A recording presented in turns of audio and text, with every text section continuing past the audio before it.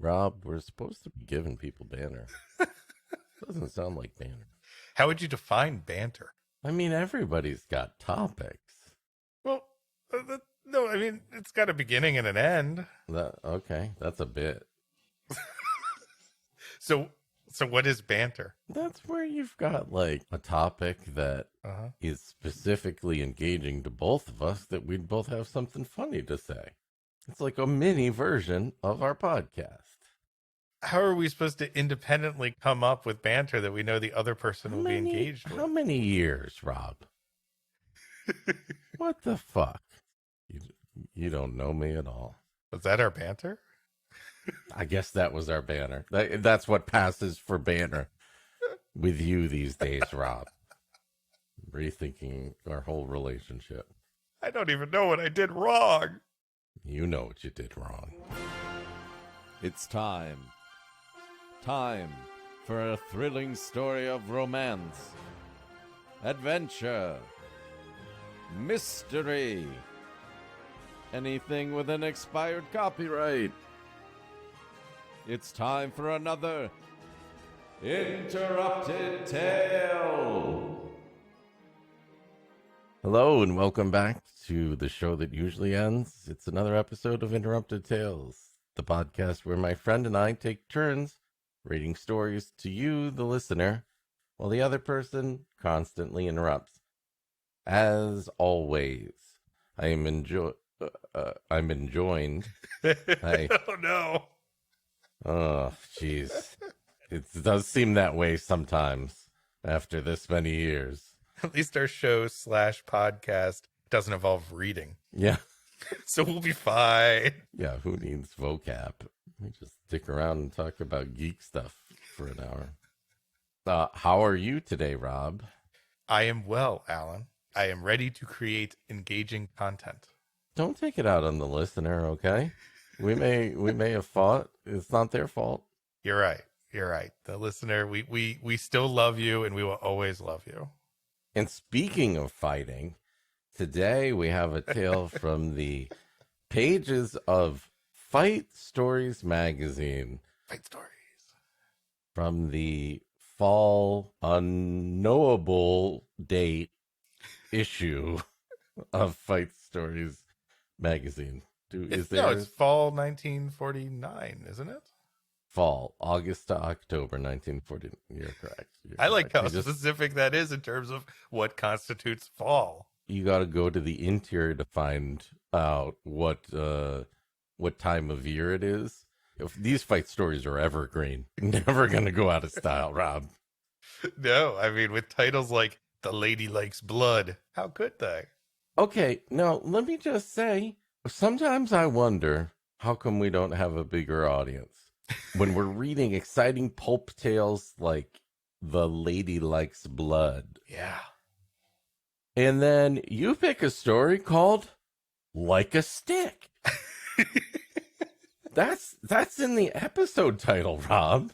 Yeah, that's the title. That's what people see. They see Interrupted Tales episode 78, Like a Stick.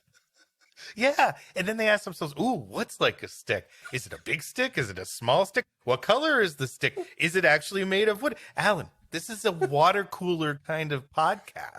It gets the people talking. We know Monday morning everybody will be talking about Like a Stick by Jack L. Kurtzer. And now, curl up in your squared circle. I think that's put your turnbuckles up. There you go. Swish some water to rinse the blood out of your mouth while we read you this week's tale.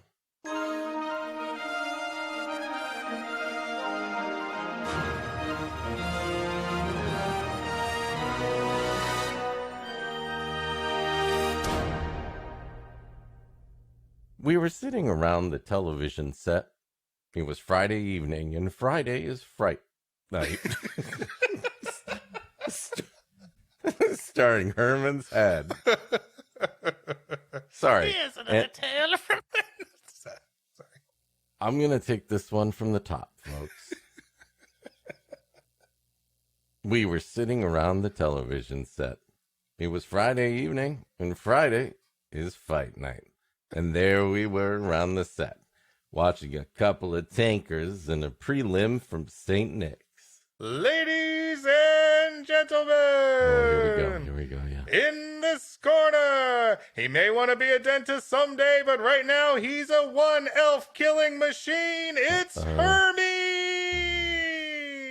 And in this corner, fresh off his stay in prison for killing an animated penguin, it's Blitzen! Let's get ready to not say anything that will get us sued! Yeah. Where's my bell? Where's my bell? I don't know if we have that on the sound. Why do we even Let me have a see. soundboard? Oh, yeah, hold on. Here you go. Ooh. Thank you. The fight begins with that fantastic clamoring of bell. The man in the shorts and the boxing gloves will be there to take your bag in just a moment, sir. I'm standing right here, sir. You don't need to ring the bell. The fight was slow, and what little action there wasn't enough to keep us interested. God, what stiffs! It was Sam who spoke, and we grunted our agreement. But Family Matt is on. I hear this one's got Stefan in it. Obviously the best ones. You'd think they was in one of those dance-a-thons, you know, like where you win, all you gotta do is you should stay on your feet and keep moving. They shoot boxers, don't they? I don't. Jesus Christ. The title of that That's insane, fucking right? movie. Again, they were going for that water cooler kind of conversation topic. Why would they shoot horses that are on roller skates? I don't understand. They're not on roller skates. In my head, they are, Ron. Oh, okay. It's like an endless roller derby. And, Oh my God. and it's a blood sport. And James Caan is in it. James Caan. What was his name? And Steve? also, they play ELO music for about half the soundtrack. They look punchy, but they can't be punchy. Here he looked around, having his little joke.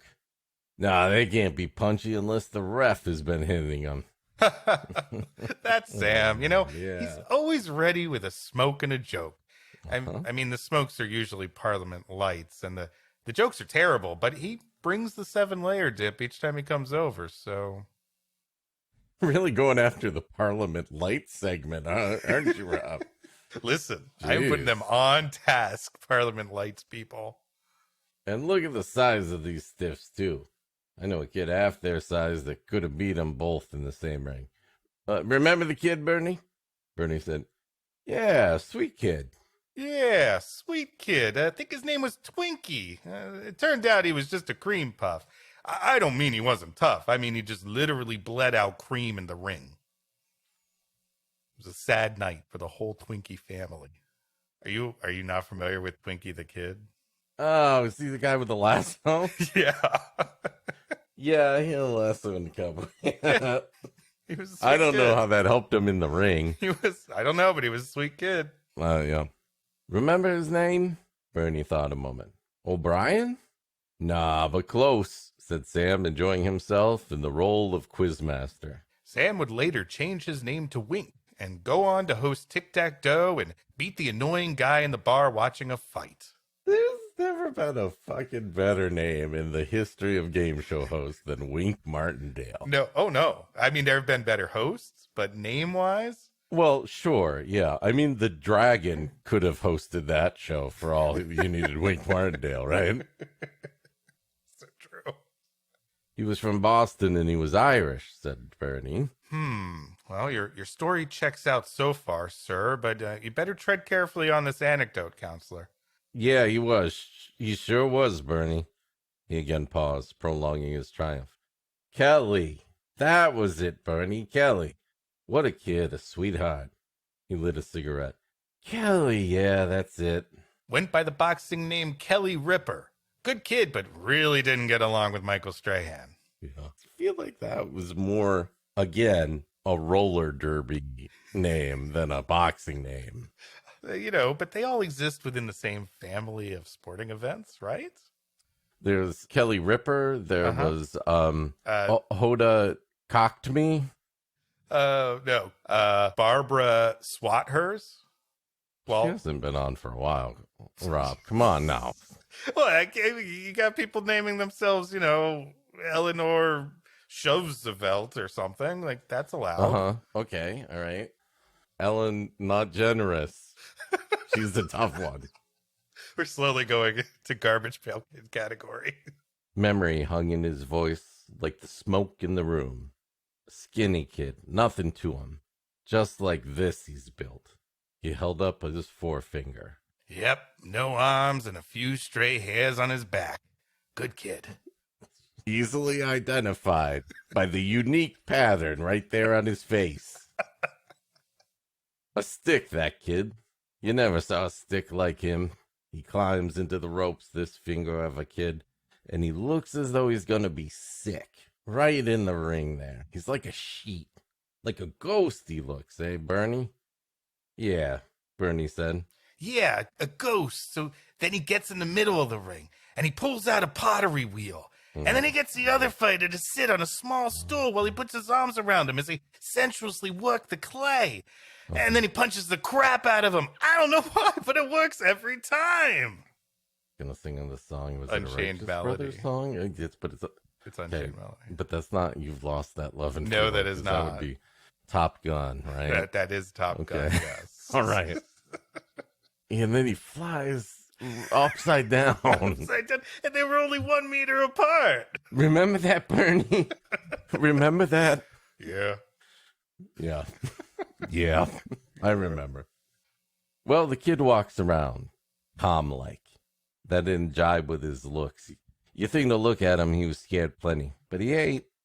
He just walks around calm-like. Dumb, I figure. Too dumb to be scared. Ah, the sequel to Dumb Be Scared. You're just going to let me get away with that? I guess I'm going to let you get away with that. I don't feel like the improbable movie title police are entitled to, a night off. I mean, I'm not going to call them every time the neighbor says some kind of outlandish title too loud, okay? So I don't want to get a bad rep with them. I guess I got lucky. He's fighting some Italian, this Kelly kid. And the kid looks at the Italian, who's taken his robe off, and he is deadpan. The Italian is built like he's been eating rocks. He's bulging with muscles. And I figure, too bad for the kid. He's even too dumb to be afraid, the kid. I must break you, sir. He's like a toothpick. He's like a talking toothpick. What? He's holding a cigarette. Yeah. He's holding a cigarette. What is thin and long, Rob? A cigarette? Yeah. Ah. So instead of, you think he How should do you not be? light a cigarette? Oh, match. A match. Yeah. Okay. All right. Okay. Yep. Right. I'm just saying other things that he could be like. What, you don't think stick is the right word to use 15 times in a one-page story? It tested so well. We did ABN testing on it, and this was by far the most clicked on after the mortgage ad with the dancing grandpa Right, that you right. punch. Man, what a great way to lower your mortgage. Just punching grandpa. Then he takes off his robe, and he's even skinnier than before. A regular stick, this kid. Too bad. I feel sorry for him. And then he takes off the other robe that was underneath his first robe, and he's even skinnier. And then he takes off that robe, and he's 2 5-year-olds with one standing on the other's shoulders. And then he takes off the next robe, and he's a mouse holding brooms for arms and legs. And then he takes off the last robe, and you know what's left? What? The refreshing smell of pine. That's a treat. It's like Russian nesting robes. It's Drago underneath. Never fight without him. They go to the center of the ring. The ref gives them the instructions. They go back to their corners, and all this time, the kid don't change his expression. Let me explain how a fight works to you, by the way. In case you didn't know how a fight progresses, okay? First they shake Okay. hands. Then they go to the center of the ring. The ref talks for a while. He decides what he wants to say, but he's got to say certain things exactly. This Like level of Miranda detail lights. is intriguing. Okay. Then they walk. It's about 7 steps, but it really depends on the height of the boxer. God, They you're walk- selling it so good. You're Then they'll selling go. it so good to me, the reader of Fight Stories magazine, who needs to be told what happens at the beginning of a fight. Oh, Alan, it's the fall issue. It's been several months since the summer issue. Well, yeah, you forget everything over the summer, Rob. Exactly. Deadpan. That's him. I mean, Bruce Willis could take lessons on not moving his face from this guy. Okay. Bruce All right. Willis. Yes. Yes. Thank you. Okay. The bell rings, and he comes strolling out of his corner, walks to the center of the ring. And what's he do, the kid? He pulls the John L. Sullivan. Oof. Alan, you ever had your John L. Sullivan pulled? Yes, I have, and it is the hernia what shook the world. Yeah. You're telling me.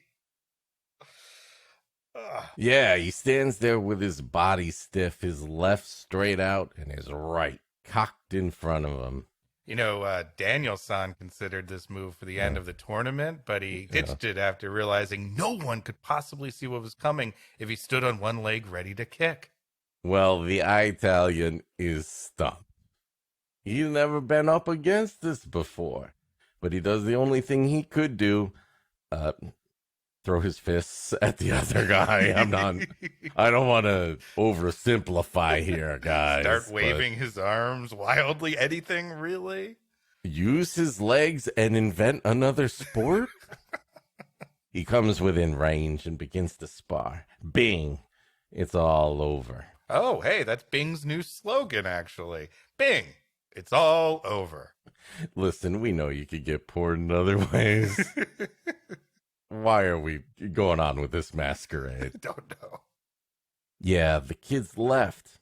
It couldn't have moved 3, 4 inches. Like lightning it went. And the Italian, he's down. Out. Stiff. And that's when the sexy music started. What? My longer bits are not landing well tonight, so I've cut my losses on a few. Just like the Italian. Some stuff isn't landing. The crowd goes nuts, but the kid doesn't bat an eye. Just puts on his robe and climbs through the ropes. We still couldn't believe it, could we, Bernie? Nope, says Bernie. Bernie only pawn in game of life. Yeah, he's a real foil to this Hamlet-like character. It's a rich tapestry. It really unfolds with many different tales of many different kinds. I mean, some have called Bernie a deuteragonist in this play.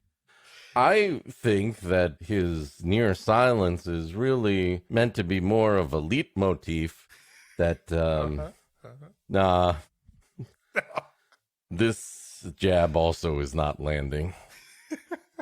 But however, the art degree from Northwestern is really doing its work Yeah, tonight. it's working overtime, yep. By which, of course, I mean that I am literally working overtime in the fast food industry as a direct result of getting an art degree from Northwestern. It all happened so fast, and the kid, it was so skinny, so dumb looking. His style so funny. He was a natural, that Kelly. Would have been great. Would have been? What do you mean would have been? Joe asked. What happened? Oh, same old story. Had some kids and quit to stay home and raise them. He tried to get back into the boxing game a few years later, but you know how hard it is for stay-at-homes to get back in. And nobody wants to go back to boxing school when you're a mature student, you know? No, you don't want to be the old guy in the back of the class. And by back of the class, I mean in the last row of the uncomfortable metal seats, very close to the ring. That's where they teach the class. Right next to the ring.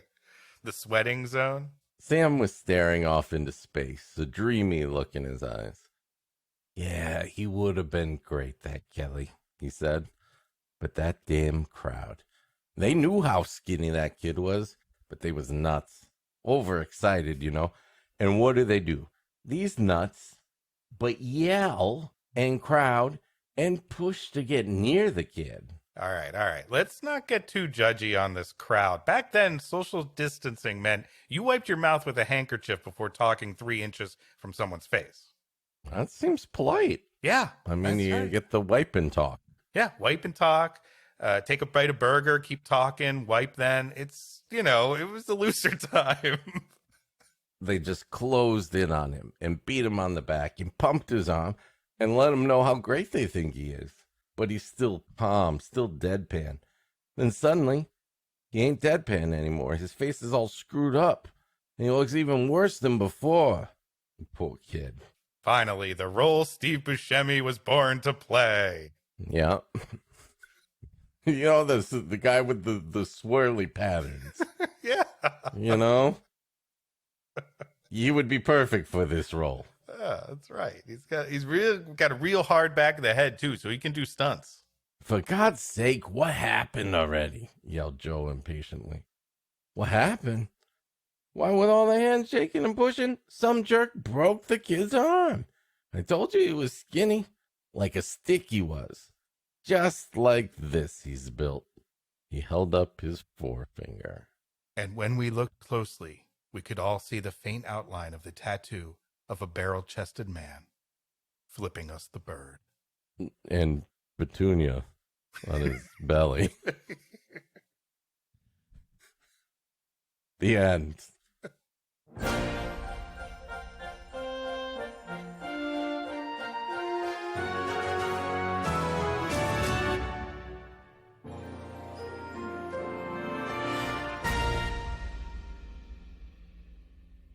Well, Rob, that was accurate to the magazine in which it was contained. I thought it was a rather sticky story. Oh. Uh-huh. Rob, you think there's a moral associated with this one? I do, Alan. I actually do think there is a moral associated with the story. I think the moral here is don't underestimate the little guy. After all, it's worked this long for Robert Downey Jr., and he's legally a dwarf. Is he? He wears lifts. Well, of course he does, Rob. The arc reactor lets him shoot rocket fuel from his suit. True. I don't think you understand the MCU, Ron. It's true. I don't. Maybe there's something else I could learn from the story that would help me understand these things a little better. I think the moral is like a stick in an hourglass. So are the days of our lives. A little stick. A little sticky. See? You're right. You didn't like it either. No, I deserve that. Right back around. Ouch. I think we've had our fun for this week. And I'm really hoping that we'll have a much improved title for you next week.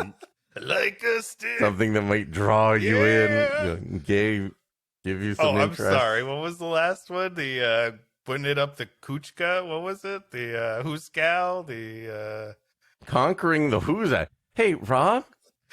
Yeah. What's a Huzak, Alan? Great question. That's what the reader wanted to know. Oh, so it's a real water cooler type podcast? Well, now that you mention it, Rob, I was just thinking of that analogy of how it was sort of like the thing you talk about on Monday morning. I see how it is. Yeah, sure. All right, well, if we don't have much ado about anything else. What is happening? We're doing some more Shakespeare references. Verily. Good love. Good love. Now we're also we're doing Shakespeare and Bruce Willis references now, Rob. I think that was Bruno. No, I'm talking about that episode of Moonlighting. Jeez. Okay. Where they do Kiss Me Kate and they sing Good Love. Oh. Which one is Kiss Me Kate? Is that Midsummer Night's? No, it's 10 Things I Hate About You. Yes, that's right. The great Shakespeare play. Dead things I It hate was about you. Taming of the Shrew. Taming of the Shrew, yeah. Yeah. Love's Labor's Found. I thought they were lost. There was a sequel that was Oh, either I never watched that one. not official or it's a bootleg. It's like one of those asylum movies. Wrap it up here, Rob, for another interrupted. Wait. Let me tell you another story about another great fight I saw once. Great. It was Billy the Kid versus Mecha Godzilla. Mecha Godzilla. Okay, now that's something. Yeah, Mecha Godzilla had just thrown Billy the Kid to the surface of a nearby passing comet when the This shrooms is a I'd good eaten fight story. really kicked in, and Billy turned into 6,000 doves as Bone Thugs and Harmony started playing, and, well, I woke up in Mexico. That's the story. Yep. All right, change the channel already. Perfect Stranger's almost on. What a great tale.